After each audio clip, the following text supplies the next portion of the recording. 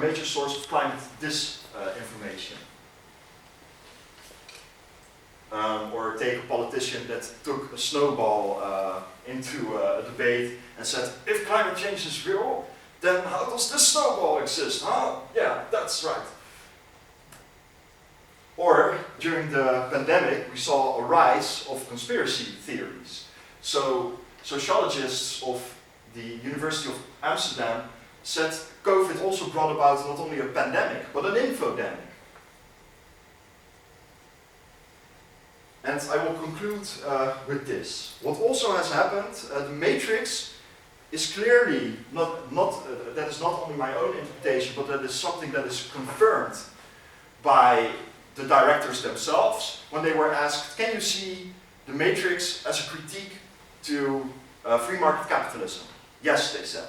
Why do we all wear black and sunglasses? Well, to distinguish themselves from the mainstream and to look like rebels. One fan asked one of the Wachowskis, is the matrix a metaphor for transsexual transformation?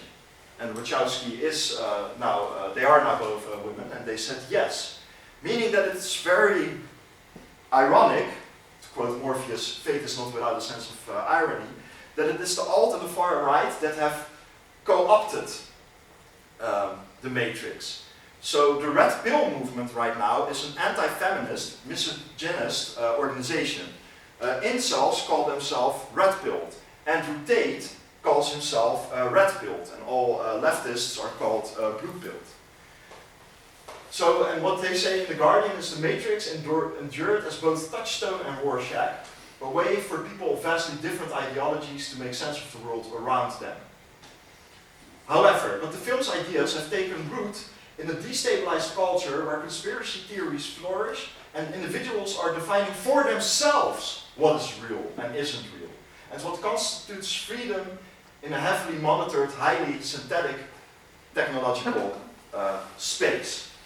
And in Politico, we read that the Matrix Resurrections tries to unred pill America, namely by showing that they are more pro-gender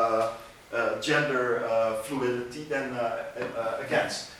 And you read in this article, in the past 2 decades, the idea of a red pill has taken on a life of its own in American culture, and also here. Most prominently at first in an infamous misogynist subreddit, and then more broadly as a symbol of any kind of political awakening, almost always on the right. The idea has proliferated wildly through politics, and especially the darkest ideological corners of the internet, in which to be red-pilled means to realize that American society has been hopelessly debased by liberals, requiring a total rethink of its premises. I mean, one could say the left maybe doesn't even really exist anymore in the US, but yeah. The neo-reactionary blogger Curtis Yarvin, a Tucker Carlson guest and favorite of Stephen Bannon's, deployed it influentially on his blog. Jullie, say, voordat je verder gaat, die 10 minuten waar je het net over had, die zijn om, hè, maar dit is ook het laatste. Ja, voor je online gasten. Ja. Praat die straks wel bij, maar bedankt. To say this wasn't the movie's intention would be an understatement. The Wachowskis, the sibling authors who created the franchise, both underwent a gender transition. And they lamented that the Matrix, that people took it as something of its own. Okay, these things I've already said. Right, before we go into a philosophical debate, I will share with you my bias.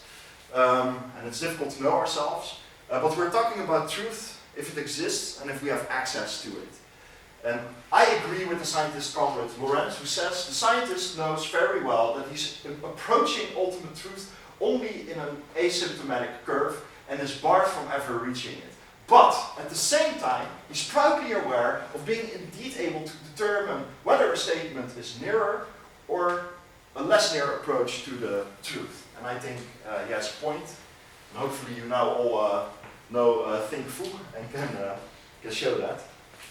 Okay, then I will set up a new link for the online guests. And then maybe in the meantime we can take a short break. 10 to 15 minutes maybe.